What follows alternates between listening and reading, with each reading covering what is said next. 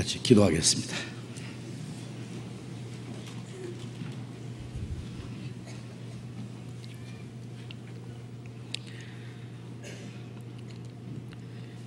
우리를 사랑하시는 자비로우신 우리 아버지 하나님,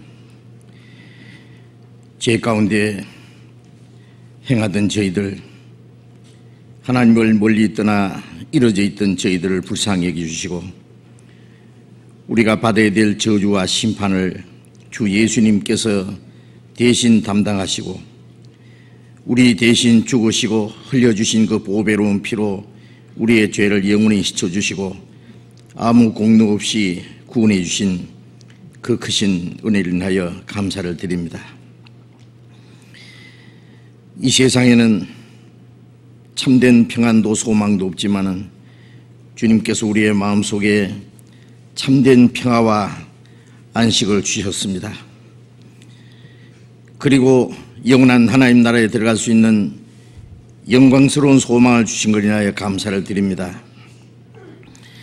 이제 우리의 육체에 남은 때 이 땅에 사는 동안에도 우리를 버려두지 아니하시고 항상 우리와 함께 계셔서 진리 가운데로 인도해 주시며 지켜주시고 보호해 주시는 그 은혜 감사합니다. 이 시간 주님의 피로 구속함을 받은 저희들 주님 앞에 함께 모여서 주님의 은혜를 찬송하며 주님의 말씀을 배우며 주님 안에 거룩한 교제를 갖게 해주신 주님 감사합니다. 이 시간에도 주님 우리와 함께 계심을 믿습니다. 우리 각 사람을 주님 안에서도 완전한 사람으로 세워주시고 우리의 육체에 남은 때 다시는 이 세상 헛된 데 마음이 빼앗기지 않고 오직 하나님의 뜻과 영광을 위해서 살 수 있도록 인도해 주시옵소서. 이 시간 함께 참여하지 못한 우리 형제 자매들 어느 곳에 있든지 일일이 보살펴 주시고 영육 간에 합당하신 은혜를 허락해 주셔서 한 사람도 실족지 않게 자비를 베풀어 주시옵소서. 멀리 외국 땅에 있는 우리 형제 자매들도 일일이 지켜주시고 어느 곳에 어떠한 형편이 있을지라도 더욱 주님을 의지하며 하나님의 자녀로 부끄러움이 없이 행하며 주님을 담대히 증거할 수 있도록 인도해 주시옵소서. 이 시간 우리에게 나타내시기 원하시는 주님의 말씀, 주님의 거룩하신 뜻을 우리로 하여금 깨달아 알게 하시고 또 마땅히 어떻게 행할 일들을 알게 해 주시옵소서. 주 예수님 이름으로 기도드렸습니다. 아멘. 우리 시편 교독하겠습니다. 시편 62편을 찾겠습니다.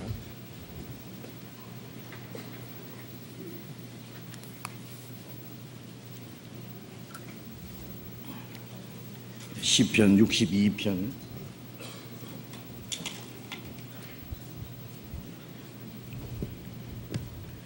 구약성경 845페이지 시편 62편 1절부터 끝절까지 교독하겠습니다. 나의 영혼이 잠잠히 하나님만 바라며 나의 구원이 그에게서 나는도다. 오직 저만 나의 반석이시요 나의 구원이시요 나의 산성이시니 내가 크게 요동치 아니하리로다. 넘어지는 담과 흔들리는 울타리 같은 사람을 죽이려고 너희가 일제히 박격하기를 언제까지 하려느냐? 저희가 그를 그 높은 위에서 떨어뜨리기만 꾀하고 거짓을 즐겨하니 입으로는 축복이요 속으로는 저주로다. 나의 영혼아 잠잠히 하나님만 바라라. 대저 나의 소망이 저로 쫓아 나는도다. 오직 저만 나의 반석이시요 나의 구원이시요 나의 산성이시니 내가 요동치 아니하리로다. 나의 구원과 영광이 하나님께 있으며 내 힘의 반석과 피난처도 하나님께 있도다. 백성들아 시시로 저를 의지하고 그 앞에 마음을 토하라. 하나님은 우리의 피난처시로다. 진실로 천한 자도 헛되고 높은 자도 거짓되니 저울에 달면 들려 있긴보다 경하리로다. 포악을 의지하지 말며 탈취한 것으로 허망하여 지지 말며 재물이 늘어도 거기 치심치 말지어다. 하나님이 한두 번 하신 말씀을 내가 들었나니 권능은 하나님께 속하였다 하셨도다. 주여 인자함도 주께 속하였사오니 주께서 각 사람이 행한 대로 갚으심이니이다. 찬양대 찬송해 주시겠습니다.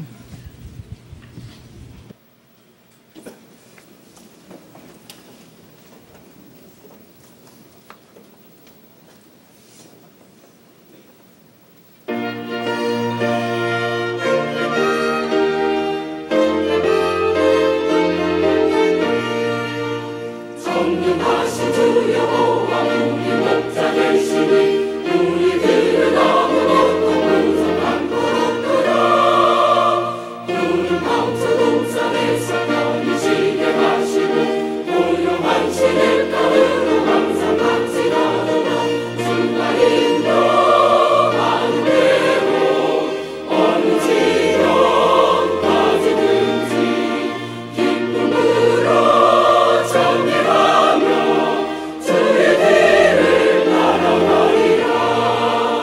선한 목자 우리 구주 예수 그리스도니 나의 연약한 영혼을 다시 살게 하시고 거룩하신 이름 위에 나와 함께 하시사 언제든지 옳은 길로 나를 인도하도다. 주가 인도하는 대로 어느 지경까지든지 기쁨으로 전해하며 주의 길을 따라가리라. 내가 사망의 음침한 골짜기 갈지라도 염려하고 두려울 것 아무것도 없겠네. 주가 항상 우리들과 한 가지로 계시네. 주의 막대와 재단이 나를 위로하도다. 주가 인도하는 대로 어느 지경까지든지 기쁨으로 찬양하며 주의 길을 따라가리라.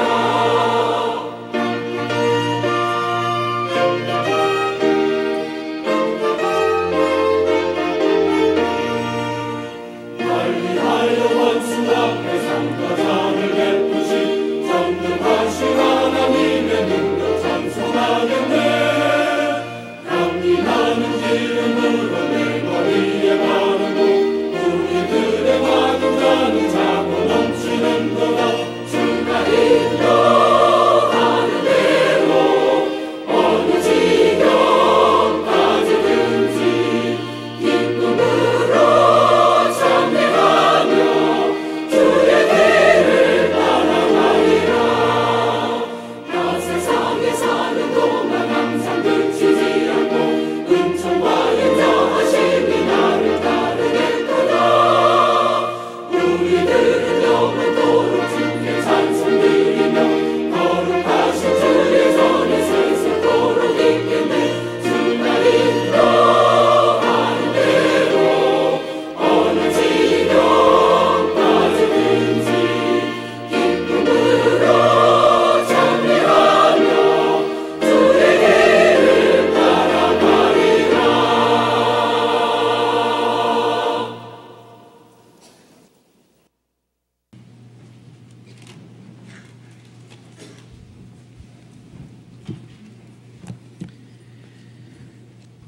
성경 찾겠습니다. 마태복음 5장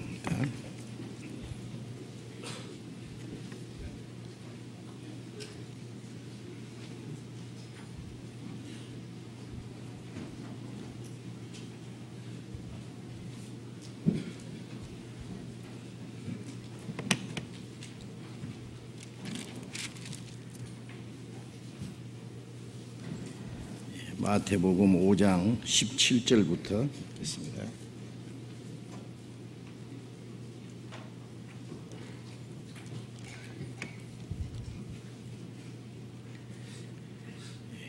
마태복음 5장 17절부터 있습니다. 내가 율법이나 선지자나 폐하러 온 줄로 생각지 말라. 폐하러 온 것이 아니요 완전케 하려 함이로라. 진실로 너희에게 이르노니 천지가 없어지기 전에는 율법의 1.1획이라도 반드시 없어지지 아니하고 다 이루리라. 그러므로 누구든지 이 계명 중에 지극히 작은 것 하나라도 버리고 또 그같이 사람을 가르치는 자는 천국에서 지극히 작다 일컬음을 받을 것이요 누구든지 이를 행하며 가르치는 자는 천국에서 크다 일컬음을 받으리라. 내가 너희에게 이르노니 너희 의가 서기관과 바리새인보다 더 낫지 못하면 결단코 천국에 들어가지 못하리라. 거기까지. 지난 주간까지 제3차 학예 수양회를 하나님의 은혜 가운데 아주 잘 마쳤습니다. 이번에도 물론 많은 분들이 참석하시고 또 새로운 분들도 많이 오셔서 하나님의 은혜를 깨닫고 구원을 받으신 분들이 많으시라고 생각을 합니다. 궁금하실 것 같아서 3차 학예 수양의 결과를 좀 말씀드리겠습니다. 우리 수양관에서 모인 수가 7,677명으로 나와 있어요. 그리고 초등부, 광주에서 모인 초등부가 1,050명, 서울교에서 모인 중고등부 학생이 1,724명, 그래서 합계 이번 3차 학예 수양의 합계가 1451명으로 되어 있습니다. 그리고 침례 받으신 분들은 수양관에서 받으신 어른들이 받으신 분들이 712명, 그리고 초등부가 264명, 중고등부가 139명, 합계해서 1115명이 이번에 침례를 받으셨어요. 그래서 1차, 2차, 3차 학예 수양에 참석하신 분들 모두 32,503명으로 집계가 나와 있습니다. 아마 4차 학예 수양회까지 하면은 4만 명이 훨씬 넘으리라고 생각을 합니다. 해마다 수양에 참석하신 분들이 자꾸 늘어가고 있습니다.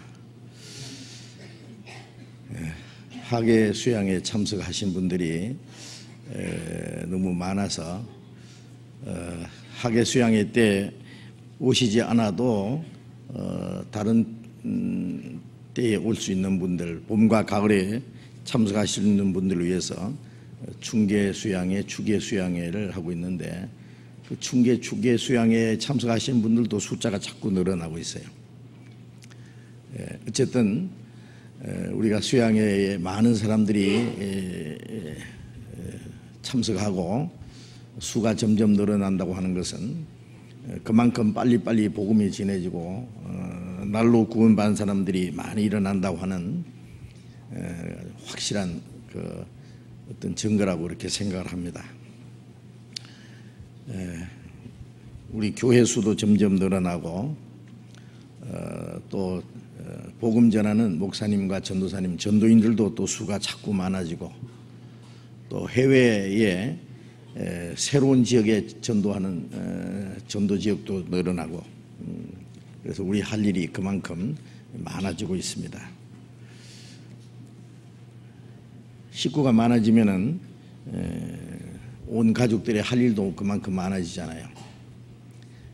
가장뿐 아니라 온 가족들이 그만큼 할 일이 많습니다. 그것처럼 우리 구원받은 수가 많아질수록 우리가 할 일이 점점 많아진다는 그 책임감 같은 것을 좀 같이 느껴야 된다고 생각합니다. 다 그렇게 생각하고 있습니다. 우리 지난번 2차 수양회 때 우리 서울중앙교회에 또 참석하셨는데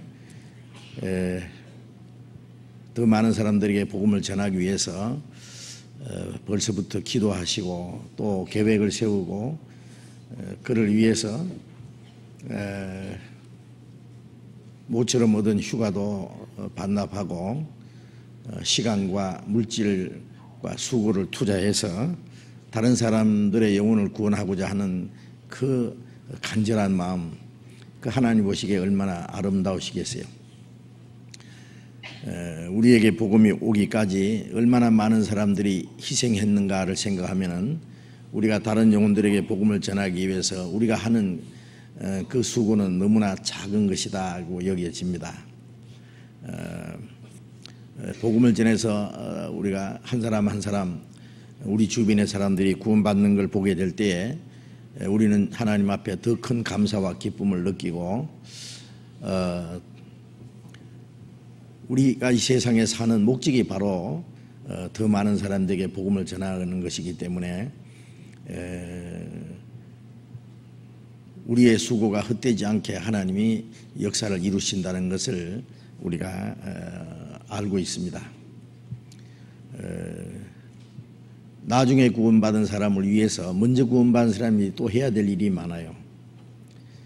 부모는 자녀를 낳기만 하고 끝나는 것이 아니라 기르고 가르치고 하기 위해서 더 많은 수고를 해야 되듯이 다른 영혼이 구원받도록 우리가 도와주는 동시에 구원받은 사람들을 우리가 잘 인도해주고 신앙이 성장하도록 신앙생활을 잘 할 수 있도록 성숙한 그리스도인이 되기까지 우리가 잘 돌봐줘야 될 책임이 있습니다. 그리고 새로이 구원받으신 분들은 구원받은 것으로 모든 게 끝난 게 아니죠. 이제야말로 시작입니다.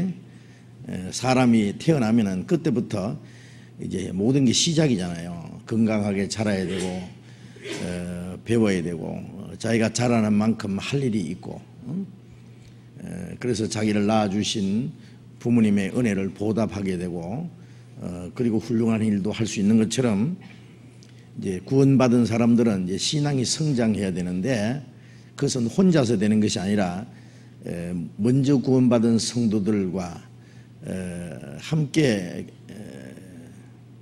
친밀하게 교제하는 가운데 이루어집니다. 사람이 태어나면은 자기를 낳아주신 부모님과 또 먼저 태어난 형제들 그리고 친척들 가족들이 있는 것처럼 우리가 구원받고 나면은 그동안 발견하는 것이 먼저 구원받은 형제 자매들 그 가운데 하나님이 함께 계시는 그리스도의 몸된 교회가 무엇인지를 발견합니다. 그래서 구원받자마자 거듭난 그리스도인들이 성령으로 하나에 된 그 공동체 그 무리 안에다가 하나님이 우리를 두셨어요. 그 무리를 가르쳐서 교회라 그럽니다. 그리스도의 몸된 교회. 그 교회 안에 우리도 한 일원이 됐어요. 거듭나지 않은 사람은 아무리 교회당에 다녀도 성경에 말하는 교회의 일원은 아닙니다. 예수님은 머리고 구원받은 사람들 그 몸 안에 하나에 대해서 각 지체가 되어 있다 그랬어요. 그래서 고린도전서 12장 27절에 보면은 너희는 그리스도의 몸이요 지체의 각 부분이라. 구원받은 사람들이 다 합해서 그리스도의 몸을 이루고 있고 개인은 그 몸의 지체라 그랬어요. 거듭나지 않은 사람은 그 몸의 지체가 될 수 없어요. 네? 고린도전서 12장 13절에 보면은 유대인이나 헬라이나 종이나 좌이자나 다 한 성령으로 세례받아 한 몸이 되었고 성령으로 세례받은 사람이 한 몸이 되어 있는 거예요. 성령으로 세례받았다는 것이나 구원을 받았다, 거듭났다는 말이나 같은 말입니다. 구원받자마자 우리는 한 성령으로 세례받아 한 몸이 되었어요. 그 몸 안에 있다는 것을 우리가 잊지 말아야 됩니다. 어린아이가 태어나자마자 아버지 감사합니다, 어머니 돈 벌어오겠습니다 하고 집을 나가면은 가출해버리면 어떻게 해요? 아주 큰일 나죠. 어린아이는 그렇게 부모를 떠날 힘이 없어요. 너무 어리니까. 그렇잖아요. 그러나 우리가 구원받은 사람은 육신이 있기 때문에 무리를 떠날 수 있다는 것이 문제입니다. 육신이 힘이 세거든요. 힘이. 그래서 구원받고 나면은 이 육신 때문에 신앙생활을 하는데 얼마나 많은 괴로움을 받는지 모릅니다. 왜냐하면은 우리 속사람, 거듭난 속사람은 하나님을 사랑하고 하나님 말씀을 순종하고 주님을 위해서 살고자 하는 간절한 소원이 있는데 그 육신이 그것을 싫어해요. 주일날 속사람은 오늘 교회 가서 그리스도인들을 만나고 말씀을 배우고 그 안에서 교제하고 그 안에서 나도 그리스도인과 함께 어울려서 할 일이 있는데 빨리 교회당에 가고 말씀을 들어야 되겠다 하는 그런 마음이 있는가 하면은 육신은 나 너무 피곤하다. 오늘 좀 쉬었으면 좋겠다. 오늘 축구 경기가 있는 날인데 또 무슨 날인데 이래가지고요. 개꾼들하고 어디 놀러 가기로 약속했는데 그런 육신은요 이 세상적인 생각을 해요. 그 가운데서 이 갈등을 느껴요. 그래서 로마 7장에 보면은 내 속 사람은 하나님의 법을 절거하는데 내 지체 속에 다른 법이 있어서 내 마음의 법과 싸운다 그랬어요. 그래서 나를 이 죄 아래로 끌어가는 걸 보도다. 이 사망의 몸에서 누가 나를 구원하랴. 이 몸이 너무 강해가지고 영혼이 육신 속에 끌려가면서 고통하는 모습을 그렇게 표현을 했습니다. 자, 그래서 그 육신의 이 세력을 이겨야 돼요. 싸워서 이겨야 돼요. 예? 그런 것을 하나하나 배워가야 됩니다. 그리고 이제 구원받자마자 주님의 몸된 교회 안에 그리스도인과 교제 안에 있다는 걸 생각하고 그 안에서 계속 말씀만 배우면 돼요. 크게 어렵게 부담스럽게 생각할 거 없어요. 구원받으면 뭐 하느냐. 어린아이가 태어났으면 엄마 품에 안겨서 젖을 먹고 온 가족들의 사랑과 보살핌을 받으면서 무럭무럭 자라는 것이 그 어린아이가 할 일입니다. 그래서 베드로전서 2장 2절에 보면은 너희는 갓난아이같이 순전하고 신령한 젖을 사모하라. 이는 너희로 구원하도록 자라게 함이라. 젖이 말씀입니다. 그리스도인들이 신령하고 순전한 젖은 하나님의 말씀이요. 짐승도 보세요. 태어나자마자 용케 그 어미 젖꼭지를 찾아서 빠는 거 보세요. 구원받자마자 하나님의 말씀을 사모합니다. 갓난아이가 젖을 사모하듯이 그렇게 읽기 싫고 싫어하던 이 성경 말씀이 그렇게 읽고 싶고 듣고 싶고 배우고 싶고 말씀을 들으면 재미있고 깨달아지고 그래요. 세상의 모든 것들은 다 사람들이 지어낸 것이고 거기는 많은 잘못된 것이 거짓된 게 있지만은 성경은 그야말로 진리입니다. 하나님의 말씀이고. 그래서 이 성경을 하나하나 깨달아가면서 그 성경 속에 담겨있는 신령한 은혜를 내가 공급받아요. 구원은 받았지만은 우리가 앞으로 받을 은혜가 너무 많아요. 요한복음 1장 16절에 보면은 우리가 그의 충만한 데서 받으니 은혜 위에 은혜로라 그런 말씀이 있는데 구원받은 이후에 그 충만한 가운데서 받을 그 많은 은혜가 있어요. 은혜 위에 은혜로라. 계속적인 은혜를 공급받음으로써 우리의 신앙이 무럭무럭 자라고 우리 속 사람이 강건해집니다. 그 하나님의 풍성한 은혜와 생명을 어떻게 공급받느냐. 말씀을 깨달음으로. 구원받을 때도 말씀을 깨달음으로 받았잖아요. 구원받은 이후에 더 풍성한 은혜와 생명 그리고 하나님의 능력과 지혜 용기와 그 모든 힘을 말씀을 깨달음으로 받는 거예요.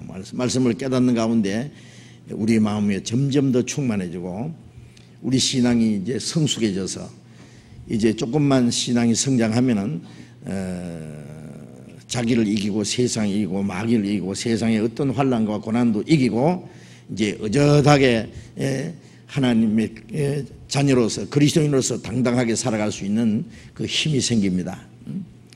그래서 신앙이 성장해 가는 것이 가장 중요합니다. 말씀을 배우기만 하면 됩니다. 배우면은 그 다음에 마음이 저절로 변하고 생활이 변하고 이제 성숙한 그리스도인이 되어간다는 것을 저절로 느끼게 됩니다. 그래서 구원받은 그날부터 우리가 천국에 들어갈 때까지 구원받은 성도들의 교제를 떠나지 말아야 돼요. 교제 떠나면 안 돼요. 물고기가 물을 떠나는 것처럼 교제를 떠나면은 살 수가 없어요. 신앙생활을 할 수가 없어요. 신앙생활은 자기의 열심과 자기 용기와 자기의 어떤 착한 행실로 이루어지는 게 결코 아닙니다. 신앙생활은 하나님의 은혜와 성령의 능력과 도우심으로 되는 것이기 때문에 그 성령의 더 풍성하신 은혜와 그 공급과 도우심은 주님의 몸된 교회 안에 있어야 돼요. 내 개인이 이 손가락 한 마지막 마디라고 가정합시다. 이 지체들이 합해서 몸이 돼 있으니까 구원받은 사람이 다 합해서 몸을 형성하고 있거든. 그러니까 우리 개인은 그 몸의 각 지체라 그랬잖아요. 그러면 손가락 마지막 마디가요, 여기에 붙어 있으면은, 이 몸에 붙어 있으면은 거기서 영양이 공급되고, 그 다음에 피가 통하고, 에너지가 공급되고, 신경이 연결되고, 그래서 함께 자라가고, 그리고 머리가 명령하는 것을 함께 움직일 수 있어요. 그렇잖아요. 예. 손가락이 혼자서 머리의 뜻에 어떻게 합니까? 지체가 혼자 사는 게 아니라 함께 하는 거예요. 몸이 같이 움직이잖아요. 같이. 그래서 나는 할 수 없다. 그러나 우리는 할 수 있다. 이게 또 비밀인데요. 그런 건 이제 깨달아야 돼. 신앙생활은 혼자서 못 합니다.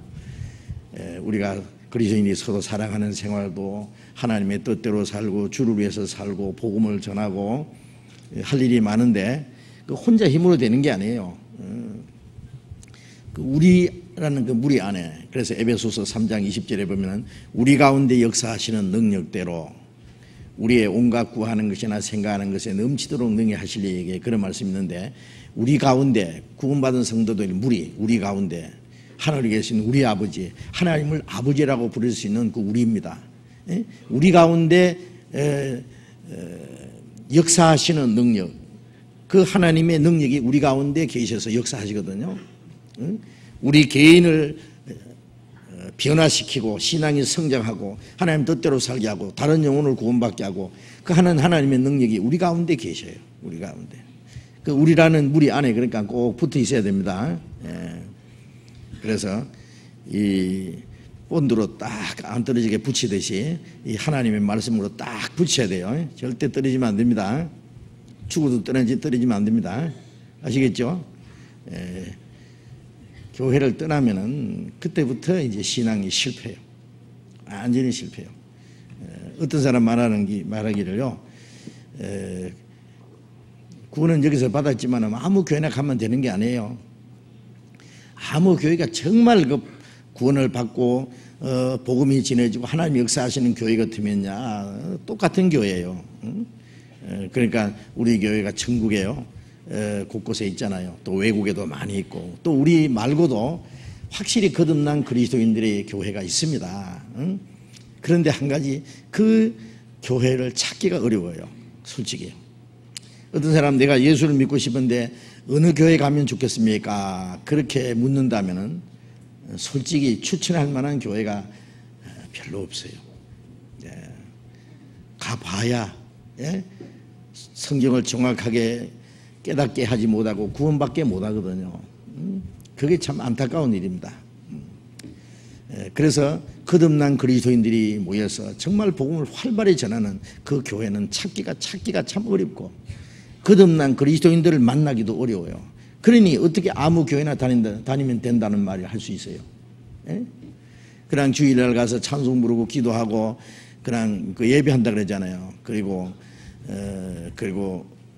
믿는 사람들과 같이 인사하고 그 다음에 헌금 몇 푼 하고 그 다음에 이제 돌아오고, 그것은 그런 그걸 갖다가 하나의 그 의식적이고 형식적인 그 종교생활이라고 할 수 있는데, 그런 것은 이교도들도 합니다. 이교도들도 얼마나 잘하는지 아세요?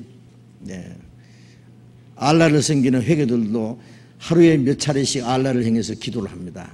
얼마나 열심히 하는지 몰라요. 그 알라라는 신이 어디 있느냐고 없잖아요. 우리가 교회에 가는 것은 그런 예배 의식을 지키기 위해서 가는 거 아닙니다. 말씀 배우기 위해서 갑니다. 신령한 공급을 받기 위해서 갑니다. 자동차가 그 주유소에 가서 가솔린을 넣잖아요. 전기 자동차는 충전을 합니다.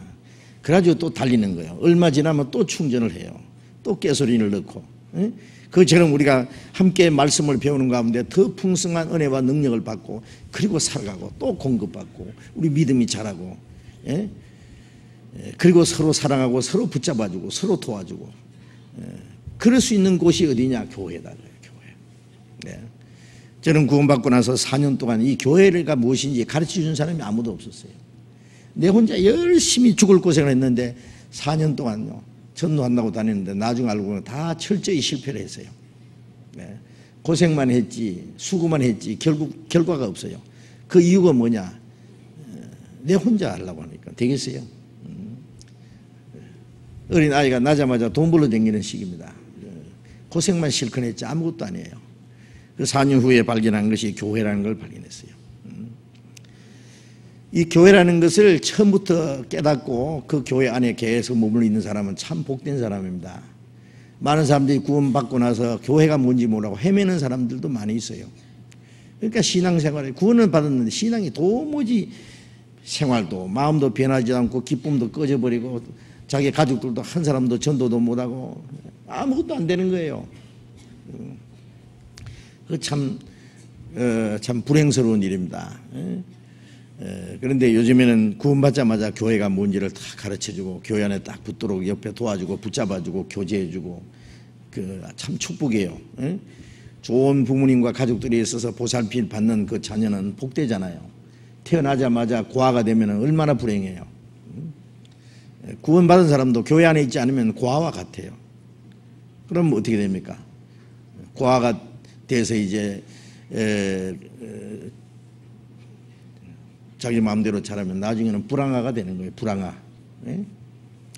구원받았고도 교회 안에서 정상적으로 신앙이 성장하지 못하면 고아와 같이 되어버리고 나중에는 영적 불황아가 됩니다. 아세요? 구원을 받았어도 그래야 되는 거예요. 물론 그 사람이 구원받은지 안 받은지 우리는 알 수가 없어요. 구원받은 증거는 뭔가 변화돼요. 구원받은 그리스도인의 증거, 우리가 우리 생명의 빛 책에 보면 전에 나온 책에 거듭난 그리스도인의 증거라는 것 계속 연재로 우리 설교한 내용을 그렇게 했는데요. 거듭난 그리스도인의 기본적인 증거가 있어요. 증거. 구원받았다 해도 기본적인 확실한 증거가 없으면 그 사람이 구원을 받았는지 정말 알 길이 없어요. 하나님은 아시겠지만 우리는 알 수가 없어요. 어쨌든 거듭난 그리스도인은 교제 안에서 계속 말씀을 배우고 교제하고 함께 주님을 사랑하고 함께 순종하고 함께 주를 위해서 살고 그것이 구원받았다는 증거입니다. 그 안에 머물러 있는 것이. 그래서 요한일서 3장 14절에 보면은 우리가 서로 사랑함으로 사망에서 생명으로 옮긴 줄 알거니와 그런 말씀이 있어요. 우리가 구원받자마자 사망에서 생명으로 옮겼는데 그 증거가 뭐냐? 서로 사랑하는 겁니다. 서로 사랑하는 거. 사랑이 뭐야? 하나 되는 거예요. 한 남자와 한 여자가 사랑해서 결과가 뭐야? 하나가 된 거예요. 사랑이 깨지면 두 쪽이에요. 우리 얼굴도 다르고 성격도 다르고 각각 생활 방식도 다르게 살던 사람들이 하나가 된다는 것은 사랑입니다. 같은 소망을 가지고 같은 삶의 목적을 가지고 사는 방법도 같고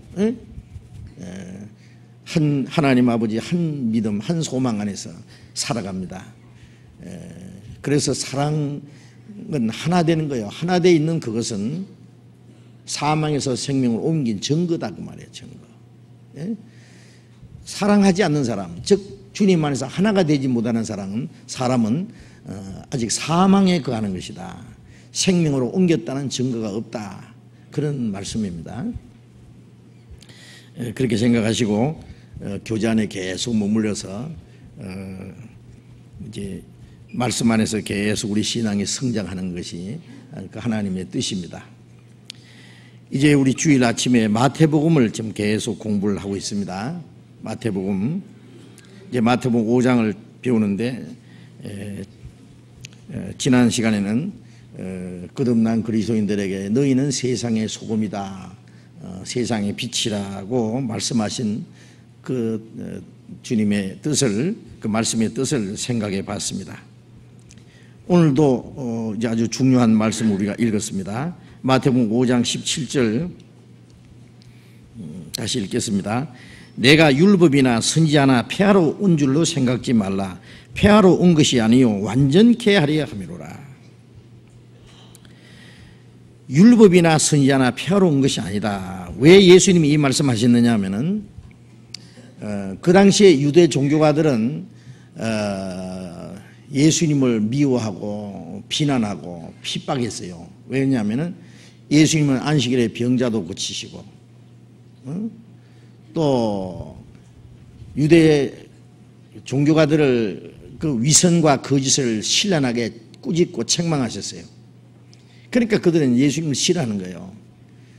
그리고 예수님은 율법을 범하는 자다, 안식일을 범하는 자다, 율법을 폐하는 자다. 그래서 예수님을 핍박하고 죽이려고 했어요. 예수님은 내나 율법이나 선지자라 폐하러 온 줄로 생각지 마라, 그렇게 생각하는 사람들이 있기 때문에 하는 말이에요. 예수님은 율법이나 선지자라고 폐하러 온 것이 아니라 완전케 하려 합니다. 완전케. 그 율법과 선지자라는 것은요, 이 성경에 여러 번 그런 똑같은 그 율법과 선지자라는 그 말씀이 연결돼서 나오는 말씀이 자주 나옵니다. 마태복음 7장 12절에 보면은 대접을 받고자 하는 대로 너희도 남을 대접하라, 이것이 율법이요 선지자 아니라, 그런 말씀이 있는데, 율법과 선지자라는 것은 구약 성경 전체를 대표적으로 하는 말씀입니다. 구약 성경은 크게 둘로 나누면은 율법, 모세가 가르친 율법의 5경이라 그러죠. 그 다음에 나머지 많은 선지자들, 그러니까 구약 성경을 대표하는 거예요. 율법과 선지자라는 말은 구약 성경의 교훈이다, 그 말이에요. 교훈. 하나님과 인간 사이에 하나님은 우리를 먼저 대접했죠. 대접받고자 하는 자로 대접하라. 우리가 먼저 하나님을 사랑한 것이 아니라 하나님이 먼저 우리를 사랑하시고 자기 독생자를 십자가에 죽기까지 대접해 주셨어요. 예수님이 그러셨잖아요. 내가 대접받으러 온 것이 아니라 대접하고 목숨까지 주러 오셨다고. 그래서 하나님과 우리 사이에 하나님이 먼저 우리에게 큰 은혜를 베풀어 주셨고 우리를 대접해 주셨기 때문에 그 은혜를 받은 사람은 이제 기쁨과 감사한 마음으로 주님 뜻대로 사는 거예요. 그것이 성경 전체의 교훈입니다. 그리고 또 마태복음 11장 13절에 보면은 율법과 선지자는 예언된 것은 요한의 때까지니, 그런 말씀이 있어요. 구약 성경 전체, 구약은 그리스도께서 오실 것을 예언한 건데, 그 세례 요한은 예수님이 탄생하시기 6개월 전에 탄생했는데, 세례 요한은 구약 시대의 마지막 선지자입니다. 율법과 선지자는 멀리서 그리스도를 예언했고 세례 요한은 가까이서 그리스도를 증거했기 때문에, 그래서 율법과 선지자는 세례 요한 때까지다. 구약 시대는 세례 요한 때까지 끝나고 그 다음에 세례 요한이 그리스도를 증거함으로 그때부터 이제 신약 시대가 시작된 겁니다. 은혜 시대가. 그리고 마태복음 22장 40절에 보면은 십계명을 둘로 나누어서 마음을 다하고 뜻을 다하고 힘을 다하고 목숨을 다해서 주 너의 하나님을 사랑하고 이웃을 내 몸과 같이 사랑하라 했으니 이것이 율법과 선지자의 대강령이라, 그런 말씀이 있어요. 율법과 선지자의 전체의 교훈을 말합니다. 그거는 그 모든 교훈이 하나님을 사랑하고 이웃을 사랑하라는 그 내용이다, 그런 뜻이에요. 그렇게 율법과 선지자. 또 누가복음 16장 29절에 보면은 그 부자가 죽어서 그 음부에 들어가서 불 가운데 고통했잖아요. 그리고 그 이 부자가 아브라함에게 그랬습니다. 그 아브라함의 품에 있는 나사로를 우리 집에 보내가지고 형제 다시 짓는데 전도를 해서 이 고통받는 곳에 오지 않게 해달라고, 자기 형제들에게 전도해달라고. 지옥 가 있는 이 부자가 자기 가족 중에 누가 먼저 지옥에 가면은요, 자기 가족이 몽땅 지옥 오기를 바라겠어요? 나는 어쩔 수 없이 지옥에 왔지만 자기 가족들은 여기 오지 않게, 고통받는 곳에 오지 않게 해달라고, 전도 좀 해달라고. 아브라함이 하는 말이, 그 죽었다 살아난 사람이 갈 필요 없이 거기는 모세와 선지자들이 있느니라. 그런 말씀입니다. 모세와 선지자는 구약 성경을 대표하는 것이고 구약 성경은 그리스도를 증거하는 것이고 다른 말로 하면 하나님의 말씀이 있다 그 말이에요. 예? 그 모세와 선지자에게 듣지 않는 사람은 비록 죽은 자가 살아나서 가서 전도해도 듣지 않을 것이다. 예, 그런 말씀하셨습니다. 예, 그래서 예수님 시대의 모세와 선지자라는 것은 하나님 말씀 전체를 대표하는 말씀으로 되어 있어요. 그리고 누가복음 24장 27절에 예수님이 부활하신 후에 제자들에게 그런 말씀하셨습니다. 제자들은 예수님이 죽으시고 부활하실 것을 믿지 못했거든요. 그런 예수님이 왕이 될 줄로 생각했어요. 그래서 예수님이 이 미련하고 선지자들의 말한 모든 것을 더디 믿는 자들아 그렇게 책망하셨고 율법과 선지자가 예언한 모든 것이 이루어져야 하리라 하는 것이 이것이라. 율법과 선지자가 그리스도가 오셔서 죽으실 것과 부활하실 것을 미리 예언했는데 바로 이것이 그것이다. 그렇게 말씀하셨습니다. 그리고 요한복음 1장 45절에 보면은 예수님이 처음 제자들을 부르실 때에 처음 예수님을 만났던 그 제자들이 그랬어요. 와보라. 이분이 그리스도가 아니냐? 모세가 기록하였고 선지자가 기록한 분을 우리가 만났으니 요셉의 아들 나사렛 예수라. 그런 말을 했어요. 모세가 기록했고 선지자가 기록한 그분을 우리가 만났다. 바로 나사렛 예수다. 그래서 율법과 선지자 그것은 구약 성경을 통칭하는 말로서 이렇게 표현되어 있습니다. 요한복음 1장 45절에도 로마서 3장 21절에도 그런 말씀이 있어요. 율법 외에 하나님의 한 이가 나타났으니 예수 그리스도를 가르칩니다. 율법과 선지자에게 증거를 받은 것이라. 곧 예수 그리스도를 믿음으로 말미암아 모든 믿는 자에게 미치는 하나님의 의인이 차별이 없느니라. 예수 그리스도를 믿음으로 모든 사람에게 값을 주시는 하나님의 의다. 그것은 구약의 율법과 선지자가 증거한 것이다. 그 율법과 선지자는 구약 성경 전체를 통칭하는 말로 이렇게 성경에 말씀하고 있습니다. 그 율법과 선지자를 폐하러 온 것이 아니라 완전케 하려 합니다. 완전케. 예수님이 오심으로써 율법과 선지자가 예언된 것이 모든 것이 다 이루어진다는 말씀입니다. 구약 성경의 가장 중요한 것은 예수 그리스도를 말미암아 이루어질 사실. 그래서 요한복음 5장 39절에도 너희가 성경에서 영생을 얻는 줄 생각하고 성경을 상고하니와 이 성경이 곧 내게 대하여 증거하는 거라. 그때 말씀하는 성경이라는 것은 구약 성경을 가르칩니다. 신약은 아직 한 자도 기록되지 않았기 때문에 그 구약 성경은 모두 나를 가리키기로 하는 것이다. 예수 그리스도.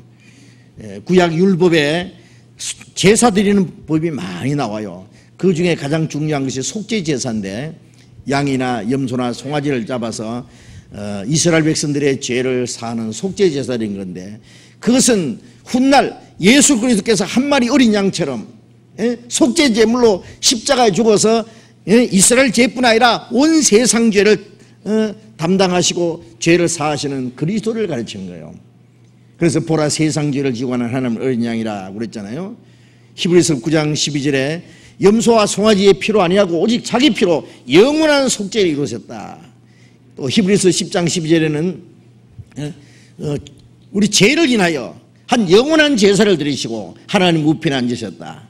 그래서 예수 그리스도는 속죄 제사, 우리 죄를 사는 그 영원한 제사를 드리시고 영원한 속죄를 이루셨다.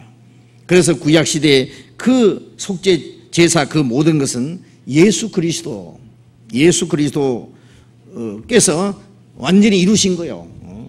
영원한 속죄 이루었다. 그러니까 그 속죄 제사는 예수님께서 이루신 걸 말합니다. 또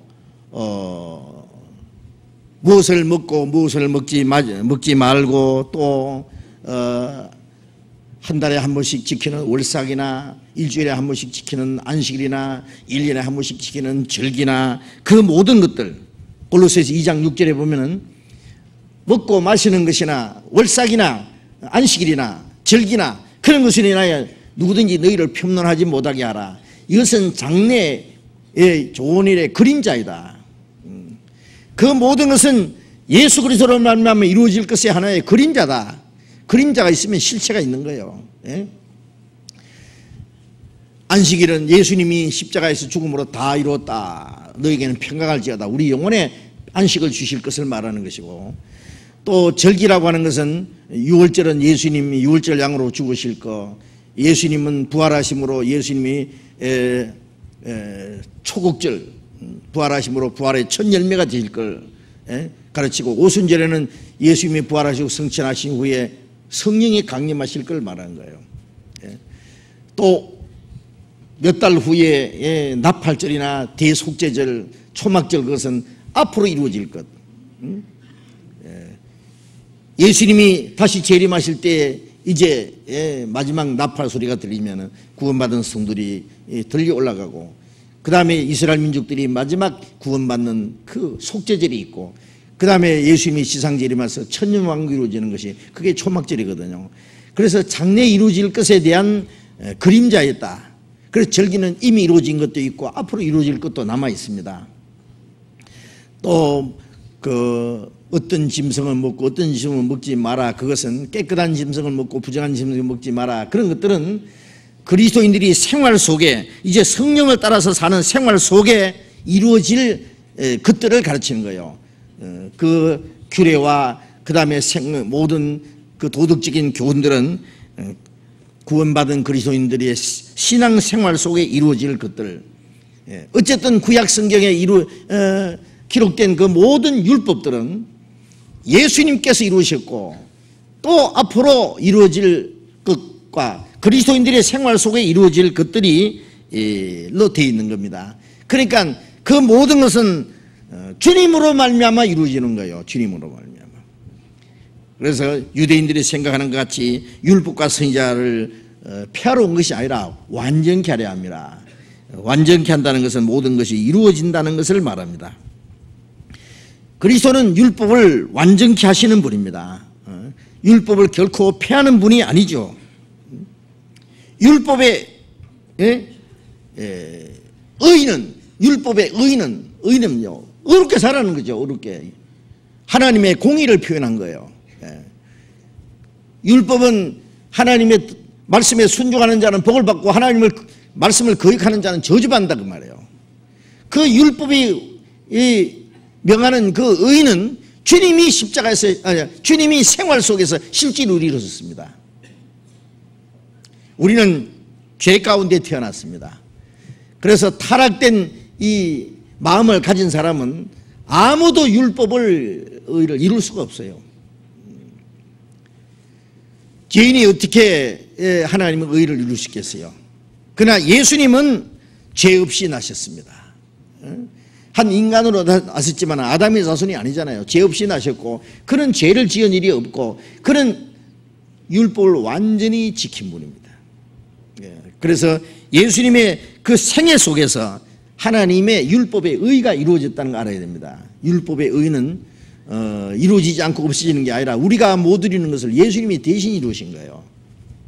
그래서 로마서 5장 19절에 한 사람이 순종치 아니함으로 많은 사람이 죄인 된 것 같이 한 사람이 순종하심으로, 예수 그리스도죠, 많은 사람이 의인이 되리라. 예수님이 순종하심으로 우리는 예수님의 순종 안에서 그 의를 얻는 거예요. 의인이 되는 거예요. 그러니까 우리가 순종하지 못하는 율법의 의를 주님이 이루셨습니다. 주님이 대신 이루셨습니다. 그리고 로마서 10장 4절을 잠깐 봅시다. 로마서 10장 4절.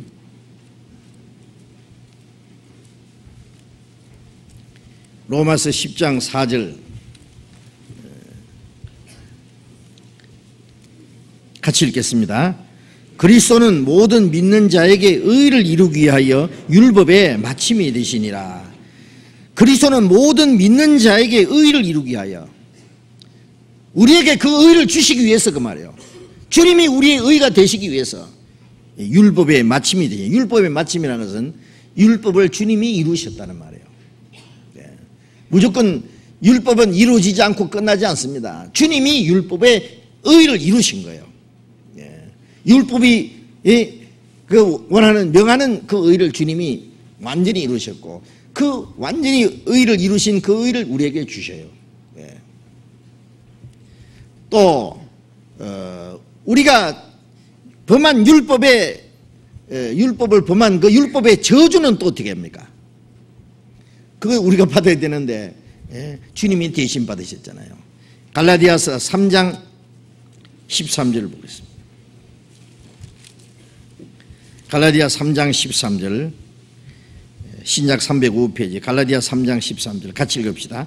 그리스도께서 우리를 위하여 저주를 받은 바 되사 율법의 저주에서 우리를 속량하셨으니 기록된 바 나무에 달린 자마다 저주아리 있는 자라 했습니다. 예수님이 십자가에 달린 것은 저주받은 거예요. 죄 없는 분이 왜 저주를 받았느냐? 우리를 위하여 저주를 받은 바 되사, 우리가 율법을 범했기 때문에 율법의 저주는 죄삭선 사망이다. 그 율법의 저주예요. 예수님이 우리 대신 그 저주를 받은 바 되사 율법의 저주에서 우리를 속량하셨다. 속량이라는 것은 대신 값을 갚아준 거예요. 어떤 사람이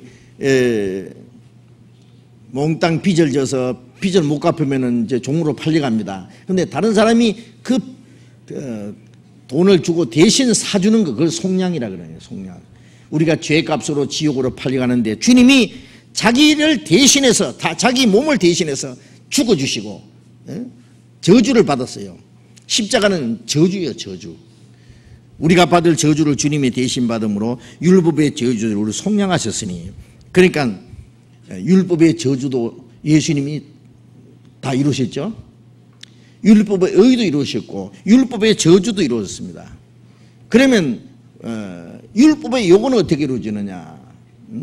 예수님만 지키고 우리는 그러면 뭐 끝까지 우리는 율법하고 상관없느냐? 아닙니다.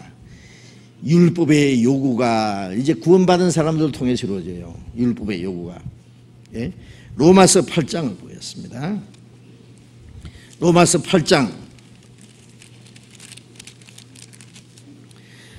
로마서 8장 4절 같이 읽어봅시다.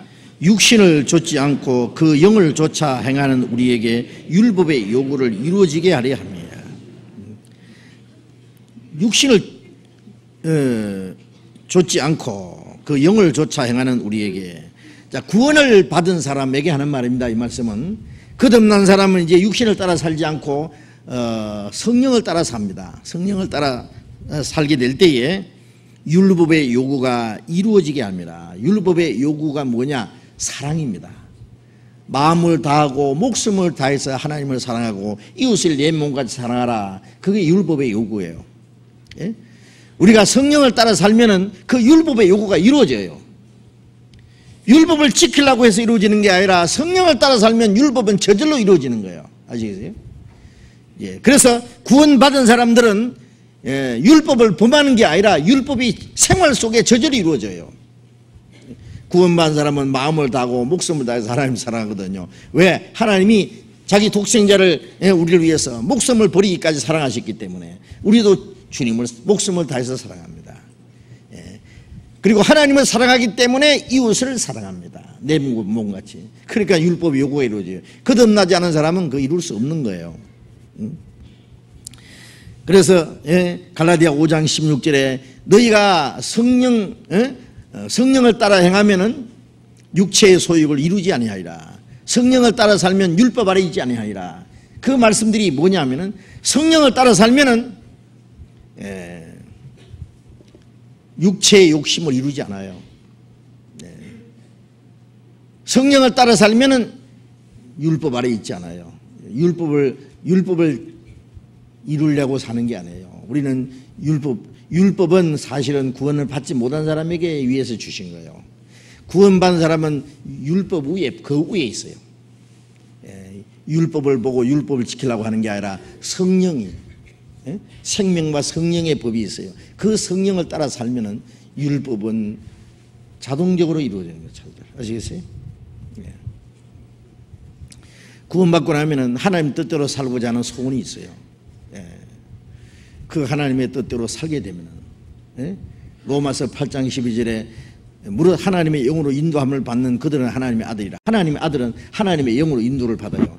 그러면은 이제 죄는 저절로 멀어져요. 그래서 그 구원받은 그리스도인의 삶을 통해서 율법의 요구가 이루어지는 겁니다. 율법의 요구. 그래서 갈라디아서 5장 22절 23절에 보면은 성령의 열매는 사랑과 희락과